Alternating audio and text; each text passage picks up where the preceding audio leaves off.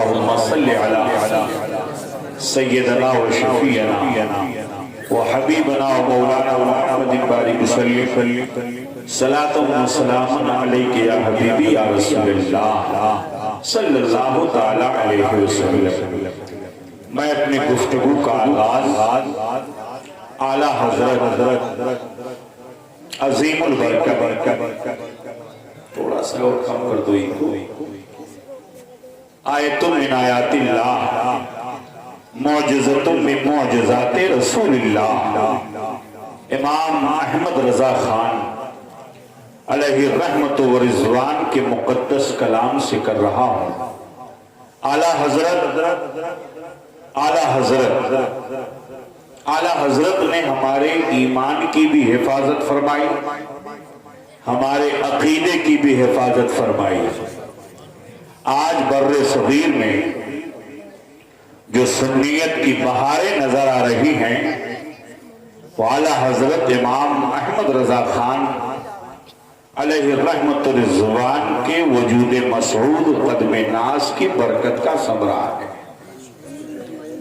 اعلیٰ حضرت اپنے آقا کی نعت لکھتے ہیں۔ اعلیٰ حضرت کا کلام کلام الامام کہا جاتا ہے۔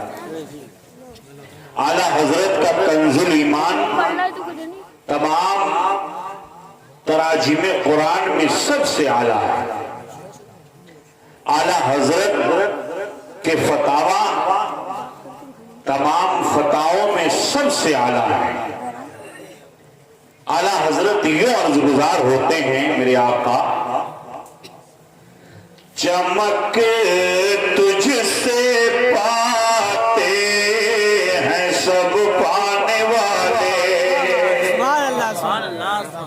چمک تجھ سے پاتے ہیں سب پانے والے، سب پانے والے، اور میرا دل بھی چمکانے والے، چمکانے والے۔ آقا کریم صلی اللہ علیہ وسلم نور بن کے تشریف لائے۔ میرے آقا کے نور سے ساری کائنات منور ہو گئی۔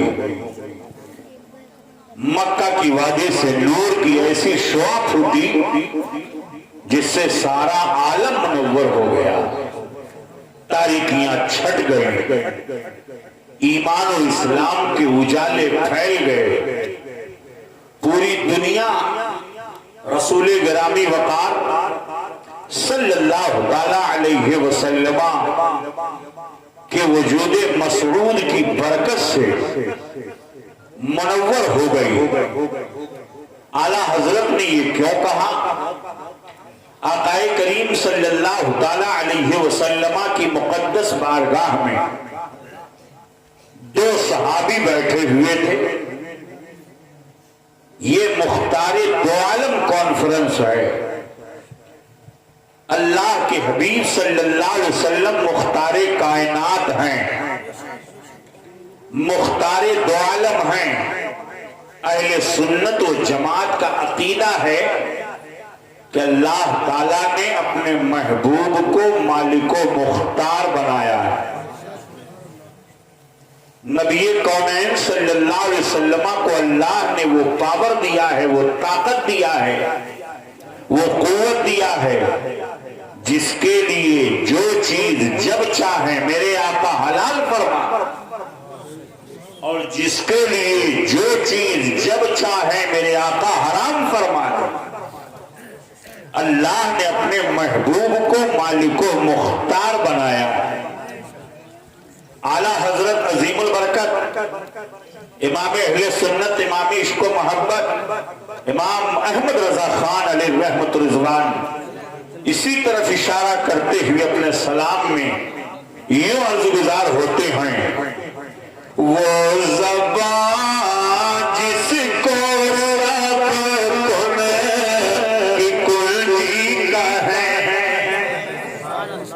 وہ زبان جس کو سب کی کل بھی کہیں،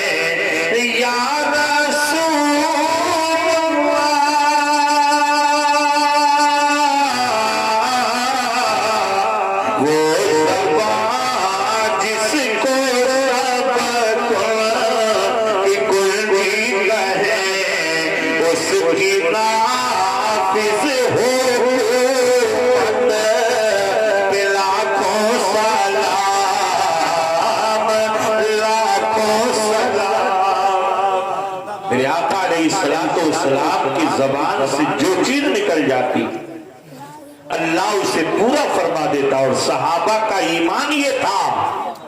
आज वही अकीदा तो हमारा है, आज वही अकीदा तो अहले सुन्नत व जमात का है, आज वही अकीदा तो मसलके आला हजरत के मानने वालों का है। वही अकीदा जो सहाबा, ताबईन, तबे ताबईन, अइम्मा मुज्तहिदीन, खुलफाए राशिदीन, अइम्मा किराम, औलियाए काबिलीन का जो अकीदा है, अल्हम्दुलिल्लाह वही अकीदा हम अहले सुन्नत व जमात का है। नबी कौनैन सल्लल्लाहु अलैहि वसल्लम को अल्लाह ने मालिक मुख्तार बनाया है और ऐसा इख्तियार दिया है कि मेरे आका अलैहिस्सलातु वस्सलाम की शान अता जरा देखिए।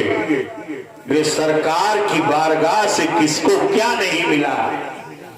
आला हजरत अजीमुल बरकत इमाम अहले सुन्नत इसी की तर्जुमानी करते हुए फरमाते हैं कि वाह क्या जूद करम है शहबत तेरा, वाह क्या जूद करम है शहबत तेरा, नहीं सुनता ही नहीं मांगने वाला तेरा, मांगने वाला तेरा। दो सहाबी बैठे हुए हैं, आकाए करीम सल्लल्लाहु अलैहि वसल्लम की बारगाह में बैठे बैठे काफी रात हो गई। रात का काफी हिस्सा गुजर गया। जब सहाबा वहां से चलने लगे और आका की बारगाह से इजाजत लिया, या रसूलल्लाह अब हमें इजाजत दीजिए, हम अपने घर जाना चाहते हैं। अल्लाह के हबीब सल्लल्लाहु अलैहि वसल्लम की शान अता जरा देखिए, नबी का इख्तियार जरा देखिए। आकाए करीम सल्लल्लाहु अलैहि वसल्लम ने इरशाद फरमाया, जाओगे तो रास्ते में अंधेरा होगा और उस अंधेरे में कहीं कोई जानवर तुम्हें तकलीफ न दे दे, कहीं कोई तकलीफ दे चीज तुम्हारे सामने ना आ जाए। आका फिर हम कैसे जाएं? नबी कौनैन सल्लल्लाहु अलैहि वसल्लम ने अपने एक सहाबी से इरशाद फरमाया, अपनी लाठी करीब लाओ। उन्होंने अपनी लाठी आका के करीब कर दी। मेरे आका अलैहिस्सलातु वस्सलाम ने अपने दस्ते पाक में उसको लिया और लेने के बाद मेरे आका ने अपना दस्ते पाक उस पर फेर दिया। नबी का दस्ते पाक फेरना था कि उस लाठी के अंदर रोशनी पैदा हो गई, वो लाठी चमकने लगी, आसा चमकने लगा, ऐसे ही जैसे ट्यूबलाइट में रोशनी होती है। सहाबे किराम ने जब इस मौजज़े को देखा तो अर्ज किया, या रसूलल्लाह आपके मौजज़े से हमारे ईमान के अंदर कुव्वत पैदा होती है, आपके मौजज़े से हमारे ईमान के अंदर ताकत पैदा होती है। मेरे आका अलैहिस्सलातु वस्सलाम की शान अता जरा देखिए। नबी कौनैन सल्लल्लाहु अलैहि वसल्लम ने अपने मुकद्दस हाथ से वो लाठी उन्हें इनायत फरमा दी और इरशाद फरमाया, चले जाओ, लाठी चमकती रहेगी, तुम्हारा रास्ता तय होता रहेगा, आगे बढ़ते चले जाओगे। नबी कौनैन सल्लल्लाहु अलैहि वसल्लम की बारगाह से वो इजाजत लेकर के आगे बढ़े ही थे। दोनों सहाबी चले जा रहे थे। सहाबा का ईमान जरा देखिए। नबी कौनैन सल्लल्लाहु अलैहि वसल्लम की मुकद्दस ज़बान से जो बात निकल जाए, सहाबा का ईमान था कि जमीन फट सकती है, आसमान गिर सकता है, फजाएं अपना रुख बदल सकती है, दरिया की रवानी थम सकती है, मौजों की तुगयानी खत्म हो सकती है, मगर मुस्तफा की ज़बान से जो बात निकल जाए वो कभी गलत नहीं हो सकती है। ये सहाबा का ईमान। सहाबे किराम का अकीदा जरा देखिए।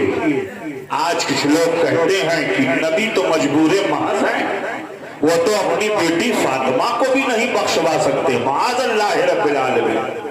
हम अहले सुन्नत व जमात का ये अकीदा है कि हमारा नबी मजबूर नबी नहीं है, बल्कि हमारा नबी मालिको मुख्तार नबी है। نبی کونین صلی اللہ علیہ وسلم کے صحابی آگے بڑھے، جب آگے بڑھ کر کے جانے لگے تو راستہ ایک ایسی جگہ پر پہنچا جہاں سے ایک دوسرا راستہ نکل رہا تھا، وہیں سے اس صحابی کا راستہ جدا ہو رہا تھا۔ ایک کی لاٹھی چمک رہی ہے، ایک کی لاٹھی نہیں چمک رہی ہے، ایک کی لاٹھی کی روشنی میں دونوں چلے جا رہے ہیں، اور جب دونوں وہاں سے جدا ہونے لگے تو اب ذرا ایمان دیکھیے، وہ اپنی لاٹھی کہتے ہیں کہ ذرا اپنی لاٹھی قریب کرو۔ انہوں نے کہا کیا کرو گے؟ کہا میں اپنی لاٹھی تمہاری لاٹھی سے ملا دوں گا۔ کہا پھر کیا ہوگا؟ کہا انشاءاللہ اس میں بھی روشنی پیدا ہو جائے گا۔ انہوں نے اپنی لاٹھی اس لاٹھی سے ٹچ کر دیا، اور جیسے ہی مس کیا اس لاٹھی کو، جس طرح پہلی لاٹھی کے اندر روشنی پیدا ہوئی تھی ویسے ہی روشنی اس کے اندر بھی پیدا ہو گئی۔ دونوں صحابی اسی لاٹھی کی روشنی میں اپنے اپنے گھر چلے گئے۔ اب اعلیٰ حضرت عظیم البرکت کا شعر پڑھیے، ایمان تازہ ہو جائے۔ یا رسول اللہ چمک تجھ سے پاتے ہیں سب پانے والے، اور میرا دل بھی چمکا چمکانے والے، چمکانے والے۔ اور اعلیٰ حضرت عظیم البرکت فرماتے ہیں کون دیتا ہے دینے کو منہ چاہیے، کون دیتا ہے دینے کو منہ چاہیے، یا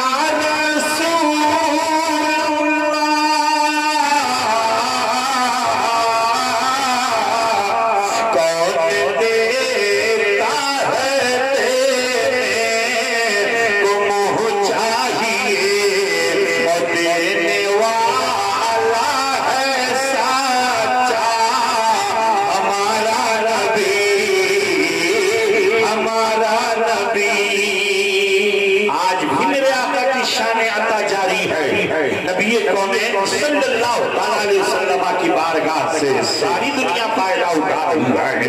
آقا کریم صلی اللہ علیہ وسلم کی شان عطا ذرا دیکھیے، ایک صحابی نئے نئے اسلام قبول کرتے ہیں اور آ کر کے اپنی قوم کے سامنے اعلان کرتے ہیں، اے میری قوم کے لوگوں، میں ایسے نبی کی بارگاہ سے آ رہا ہوں جو جب سخاوت کرنے پر آتا ہے تو یہ نہیں دیکھتا ہے کہ میرے پاس کچھ باقی رہے گا کہ نہیں باقی رہے گا، جب تک بارگاہ سے سب کچھ ختم نہ ہو جائے اس وقت تک ان کی سخاوت کم نہیں ہوا کرتی ہے۔ میں اس نبی کی بارگاہ سے آ رہا ہوں، اس آقا کی بارگاہ سے آ رہا ہوں۔ نبی کونین صلی اللہ علیہ وسلم کی شان عطا ذرا دیکھیے، اللہ کے حبیب صلی اللہ علیہ وسلم نے ارشاد فرمایا، سنو سنو مکہ کے اندر نہ تو کسی گھاس کو اکھاڑا جائے اور نہ ہی کسی پسے اور کسی مچھر کسی جاندار کو مارا جائے۔ اللہ رب العزت نے خانہ کعبہ کو اور حرم محترم کو محترم بنا دیا ہے،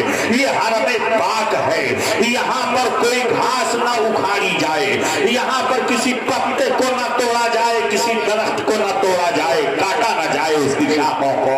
اللہ کے حبیب صلی اللہ علیہ وسلم نے جب ارشاد فرمایا کہ رب تبارک و تعالیٰ نے خانہ کعبہ کو اور مکہ مکرمہ کو حرم بنا دیا ہے، یہاں پر جو آئے تو وہ حرم میں داخل ہو جائے گا، یہ دار الامن ہے، یہ امن کی جگہ ہے، یہ شانتی کی جگہ ہے، یہ سکون کی جگہ ہے۔ تو وہیں پر ایک صحابی کھڑے ہوئے عرض کرنے لگے، یا رسول اللہ الا الازخر الا الازخر، یا رسول اللہ ازخر گھاس کے تعلق سے آپ کا کیا حکم ہے، ازخر گھاس کے تعلق سے کیا آپ کا حکم ہے؟ یا رسول اللہ اس گھاس کو کاٹ کر کے لوگ اپنے چھپروں میں استعمال کیا کرتے ہیں، لوگ اپنے گھروں میں استعمال کیا کرتے ہیں۔ میرے آقا نے یہ نہیں ارشاد فرمایا کہ جب رب تبارک و تعالیٰ نے خانہ کعبہ کو اور مکہ مکرمہ کو حرم بنا دیا ہے تو ایسی صورت میں میں کون ہوتا ہوں کہ اس کو حلال کر دوں؟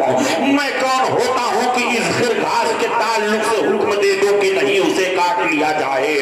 میں کیسے حکم دیتا ہوں؟ نہیں، میرے آقا یہ نہیں ارشاد فرماتے ہیں، بلکہ آقا کریم کا اختیار ذرا ملاحظہ کیجئے۔ میرے نبی ارشاد فرماتے ہیں الا الازخر الا الازخر، اے عباس اب جاؤ اس گھاس کو کاٹ لو، سارے گھاسوں کو کسی گھاس کو نہ کاٹا جائے مگر اس گھاس کو کاٹ لیا جائے۔ اس گھاس کو کاٹنے کا حکم میرے آقا علیہ الصلوۃ والتسلیم دے رہے ہیں۔ نبی کی شان عطا ذرا ملاحظہ فرمائیے، اللہ کے حبیب کا اختیار ذرا ملاحظہ فرمائیے۔ نبی کونین صلی اللہ تعالی علیہ وسلم نے اس گھاس کاٹنے کی اجازت مرحمت فرما دی۔ اللہ کے حبیب صلی اللہ علیہ وسلم تشریف فرما ہے، حج فرض ہو گیا تو میرے آقا نے لوگوں کے درمیان اعلان فرمایا ہے لوگوں حج فرض ہو چکا ہے، حج کی فرضیت کا حکم اللہ نے نازل فرما دیا ہے، اب ہر حج فرض ہو گیا ہے۔ ایک صحابی عرض گزار ہوتے ہیں افی کل عام یا رسول اللہ، یا رسول اللہ کیا ہر سال حج فرض ہو گیا ہے؟ میرے آقا کیا ہر سال حج فرض ہو گیا ہے؟ اللہ کے حبیب ارشاد فرماتے ہیں نبی کونین خاموش ہیں، دو بار انہوں نے پوچھا، تیسری مرتبہ جب انہوں نے پوچھا افی کل عام، آقا ارشاد فرماتے ہیں لو قلت نعم لفرضت، اگر میں نعم کہہ دیتا تو حج فرض ہو جاتا، وما استطعتم، اور تم اس کی استطاعت نہیں رکھ پاتے، تم اس کی کیپیسٹی نہیں رکھ پاتے۔ اگر میری زبان سے نکل جاتا ہاں ہر سال اللہ نے حج فرض کیا ہے تو ہر سال تم پر حج کرنا فرض ہو جاتا، اور ہر سال حج ادا کرنا تمہارے استطاعت میں نہیں تھا، تمہارے بس میں نہیں تھا۔ نبی کونین صلی اللہ علیہ وسلم کی زبان مبارک سے جو بات نکل رہی ہے آقا کریم صلی اللہ علیہ وسلم کا اختیار نہیں تو اور کیا ہے، نبی کونین صلی اللہ علیہ وسلم کا پاور نہیں تو اور کیا ہے۔ تبھی تو اعلیٰ حضرت عظیم البرکت امام اہل سنت ہے، امام عشق و محبت امام احمد رضا خان علیہ رحمت الرضوان یوں عرض گزار ہوتے ہیں وہ زبان جس کو سب کن کی کہیں، وہ زبان جس کو سب کن کی کہیں، اس کی نافذ ہو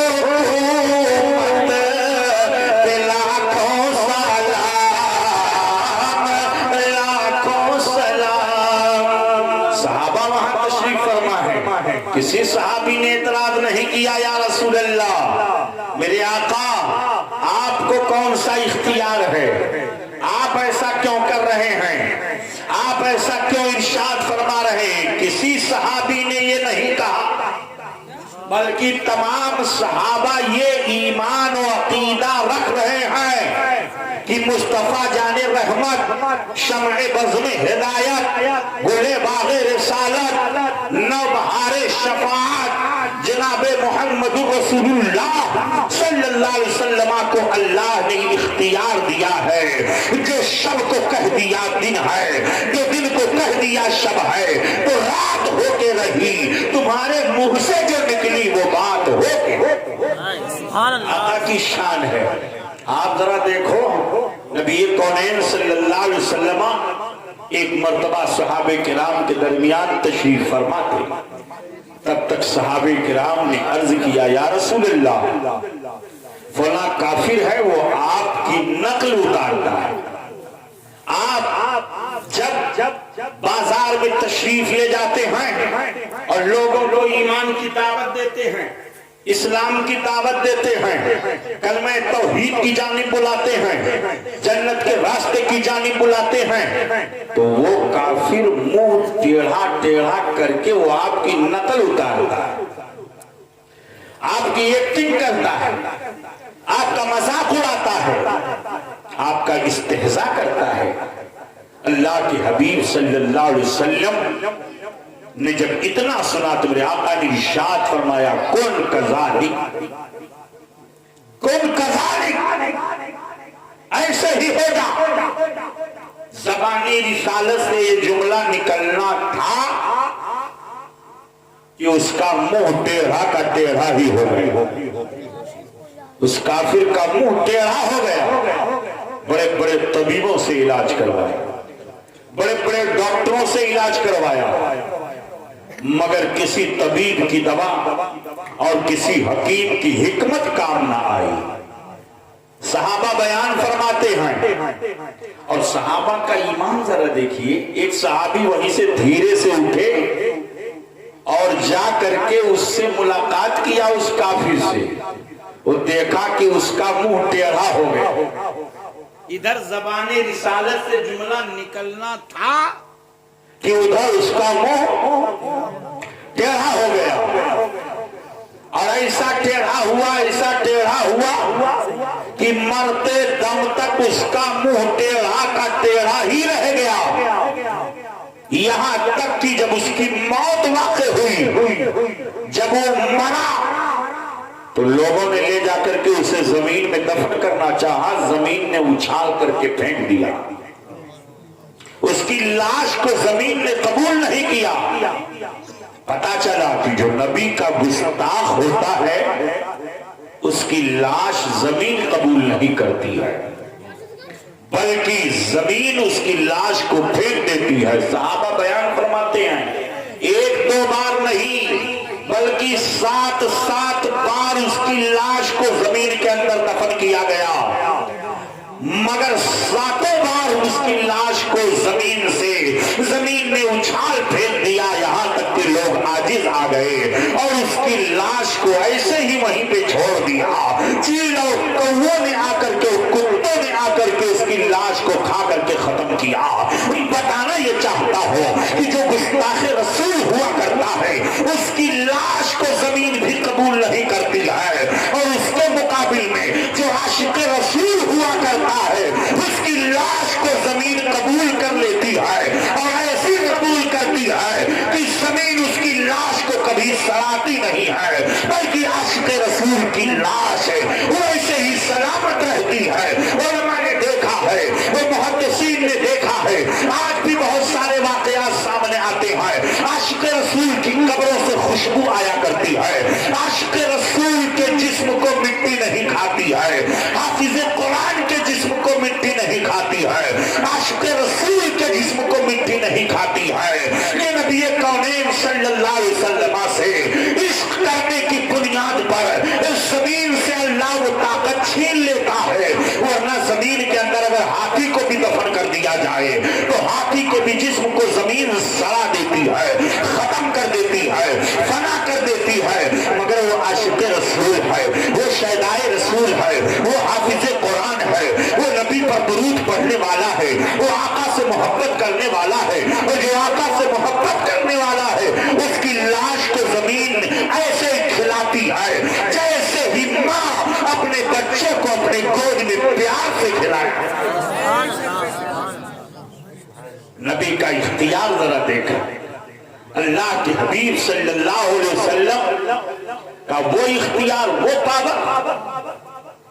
اللہ کے رسول صلی اللہ علیہ وسلم ایک جنگ میں تشریف لے جا رہے تھے، صحابہ کرام نے عرض کیا یا رسول اللہ پانی موجود نہیں ہے، یا رسول اللہ پانی موجود نہیں ہے۔ صحابہ کا طریقہ تھا، آج ہم بھی بیٹھتے ہیں تو کہتے ہیں یا رسول اللہ، اٹھتے ہیں تو کہتے ہیں یا رسول اللہ، چلتے پھرتے اٹھتے بیٹھتے یا رسول اللہ ہم پکارتے ہیں۔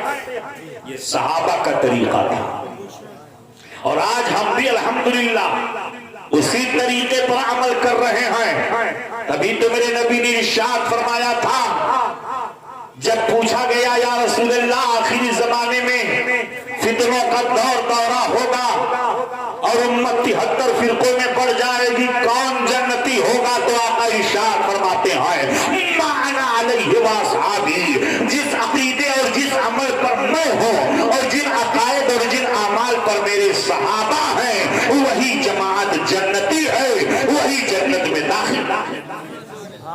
میرے پیاروں، آقا کریم صلی اللہ تعالی علیہ وسلم کی شان عطا ذرا دیکھیے، نبی کا اختیار ذرا ملاحظہ فرمائیے۔ صحابہ کرام نے عرض کیا یا رسول اللہ پانی موجود نہیں ہے، اور یہ صحابہ کا طریقہ تھا کہ جب بھی کوئی مصیبت پیش آتی تھی، جب بھی کوئی معاملہ پیش آتا تھا تو کہیں اور نہیں جاتے تھے، آقا کی بارگاہ میں آتے۔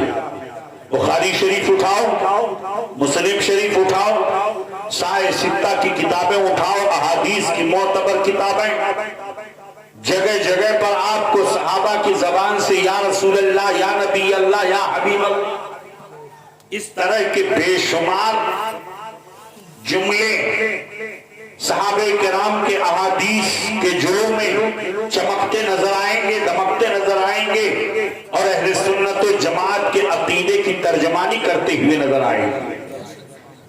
صحابہ کرام کا یہ عقیدہ تھا کہ نبی کا در اگر چھوڑ کر کے دنیا کے کسی بھی حصے میں چلے جاؤ، کامیابی ملنے والی نہیں ہے۔ صحابہ یہ عقیدہ رکھتے تھے کہ جب بھی کوئی معاملہ پیش آئے، ایک صحابی آئے، انہوں نے عرض کیا یا رسول اللہ میری آنکھوں کا ڈیلا باہر آ گیا، تیر لگ گیا تھا۔ میرے نبی نے یہ نہیں فرمایا کہ میں کیا جانوں، کسی طبیب کو دکھاؤ، کسی ڈاکٹر کو بلاؤ، کسی حکیم کے پاس جاؤ، میرے پاس کیوں آئے ہو؟ صحابہ کرام کا یہ عقیدہ تھا کہ یا رسول اللہ طبیب دو جہاں آپ، حکیم دو جہاں آپ، سارے دنیا کی طبابت، تمام عالم کی حکمت آپ ہی کے در دولت سے تو سب کو ملی ہے۔ آپ کا در چھوڑ کر کے کہاں جائیں؟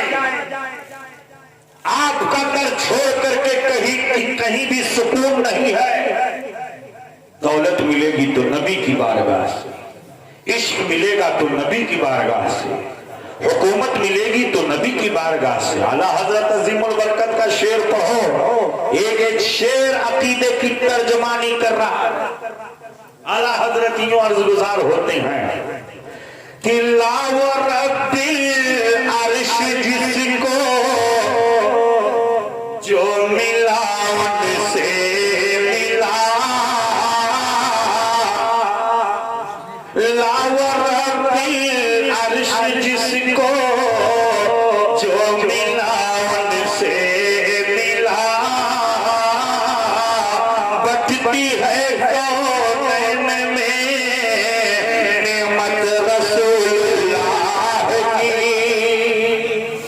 بٹتی ہے کونین میں نعمت رسول اللہ کی۔ والا حضرت یوں عرض گزار ہوتے ہیں، خلق کے حاکم ہو تم، رزق کے قاسم ہو، یا رسول اللہ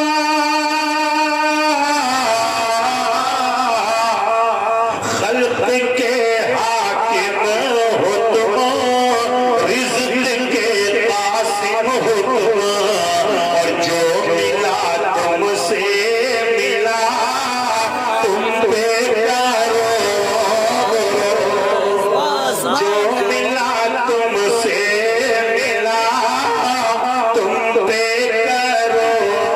کرو۔ دیکھیے اعلیٰ حضرت کا ایک ایک شعر یا تو کسی حدیث کی ترجمانی کر رہا ہے یا کسی قرآن پاک کی آیت کریمہ کی ترجمانی کر رہا ہے، آثار صحابہ میں سے کسی آثار کسی اثر کی ترجمانی کر رہا ہے۔ اعلیٰ حضرت عظیم البرکت کا ایک ایک شعر ہمارے ایمان عقیدے کی حفاظت کرتا ہوا نظر آ رہا ہے۔ صحابہ کرام کی ذوات قدسیہ ہیں، بارگاہ رسالت میں عرض گزار ہوتے ہیں یا رسول اللہ پانی موجود نہیں ہے، اے میرے آقا ذرا پانی کا انتظام کیجئے۔ نبی کونین ارشاد فرماتے ہیں سامنے ایک کنواں ہے، ذرا اس کنویں کے پانی کو ذرا دیکھ تو آؤ۔ تو صحابہ کرام نے عرض کیا یا رسول اللہ اس کنویں کا پانی تو اتنا کڑوا ہے، اتنا کسیلا ہے کہ کبھی بھی اس کا پانی ہم نے پیا نہیں ہے۔ یا رسول اللہ اس کنویں کا پانی آج تک کوئی جانور بھی نہیں پیتا ہے۔ یا رسول اللہ اس کا بہت کڑوا پانی، بہت کڑوا ہے، کوئی نہیں پیتا ہے، یہاں تک کہ اڑنے والے پرندے بھی نہیں پیا کرتے ہیں۔ جب بارگاہ رسالت میں صحابہ نے یہ عرض کیا تو میرے آقا نے ارشاد فرمایا لا لا لا لا نہیں، بل ہوا نعمان، بلکہ وہ تو نعمان ہے، وہ تو خوش ذائقہ ہے،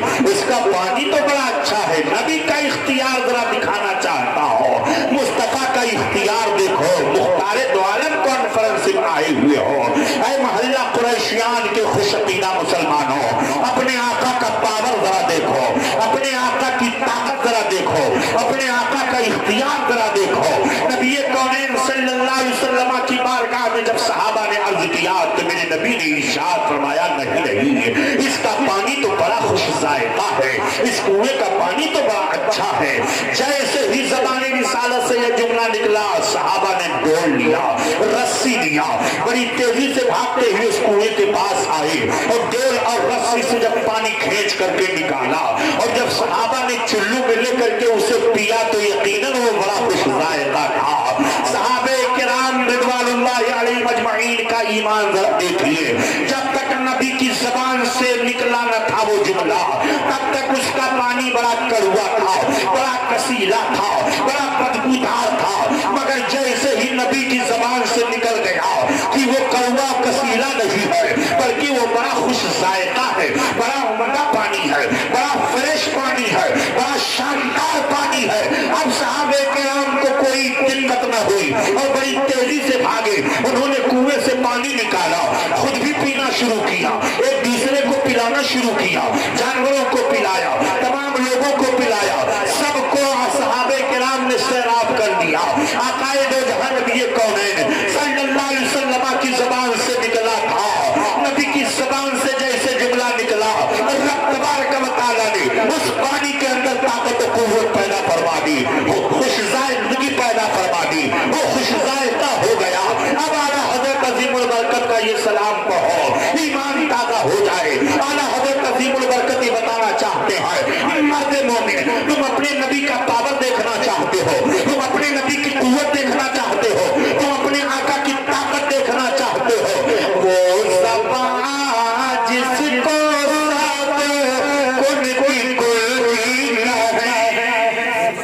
سبحان اللہ سبحان اللہ، زبان جس کو سب کن کی کلگی کہے، اس کی نافذ ہو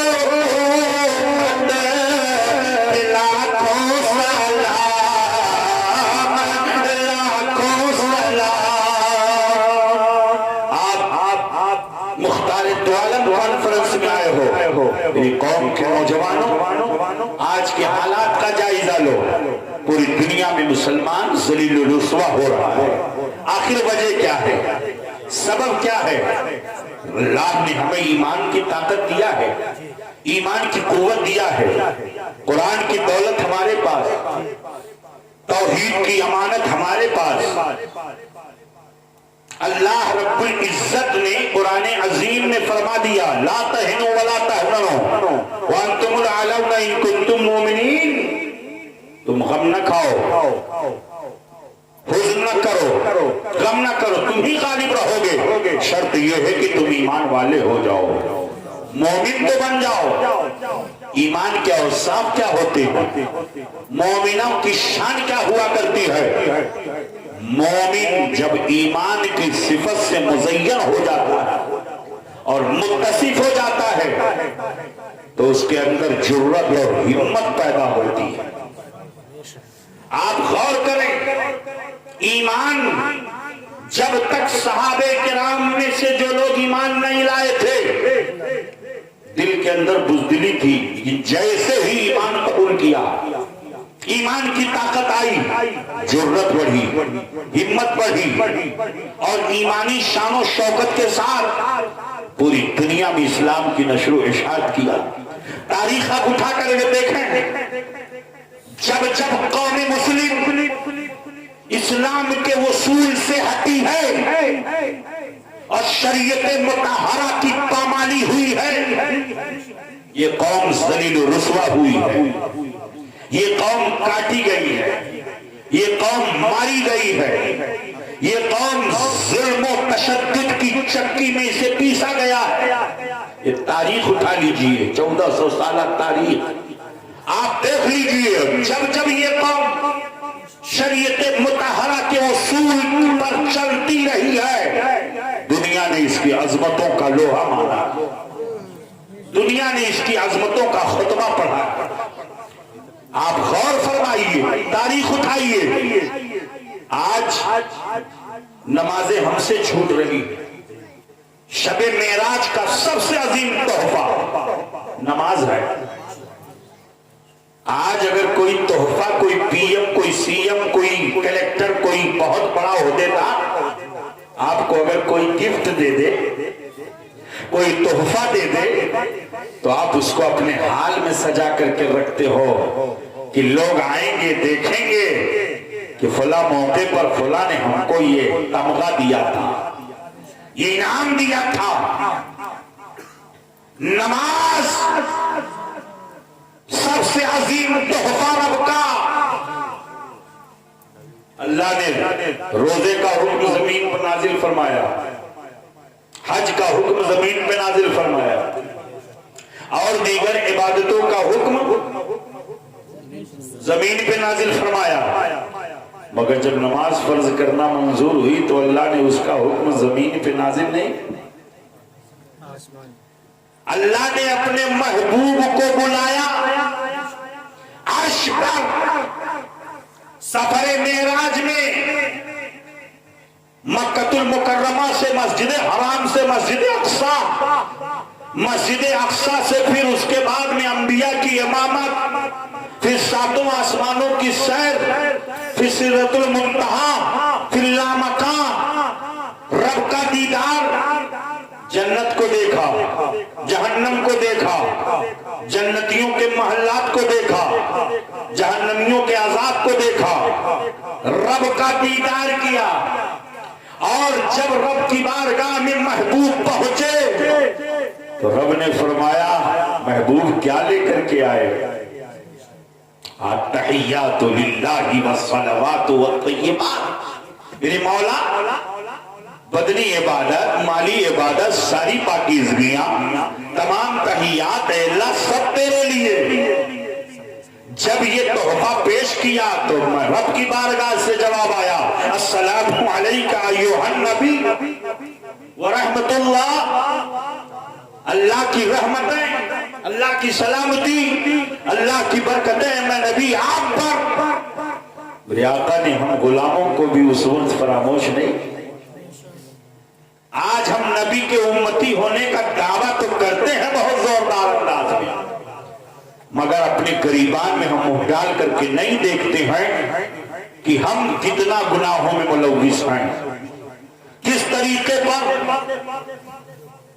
میرے آقا علیہ السلام نے اس موقع پر بھی امت کو فراموش نہ کیا، بلکہ رب کی بارگاہ میں عرض کرتے ہیں مولا تیری بارگاہ سے سلامتی، برکتیں، رحمتیں نازل ہو رہی ہے، السلام علینا وعلی عباد اللہ الصالحین، سلامتی ہم پر ہو اللہ، تیرے نیک بندوں پر بھی سلامتی، تیرے نیک بندوں پر سلامتی ہو۔ اور جب یہ مکالمہ فرشتوں نے سنا تو فرشتوں نے کہا اشہد ان لا الہ الا اللہ واشہد ان محمدا عبدہ ورسولہ، ہم گواہی دیتے ہیں کہ اللہ کے سوا کوئی معبود نہیں ہے اور محمد صلی اللہ علیہ وسلم اللہ کے بندے اور اس کے رسول ہیں۔ اسی لیے تو میرے آقا علیہ السلام ارشاد فرماتے ہیں الصلاۃ معراج المومنین، نماز مومنوں کی معراج ہے۔ ان کی معراج تھی کہ وہ عرش بری تک پہنچے،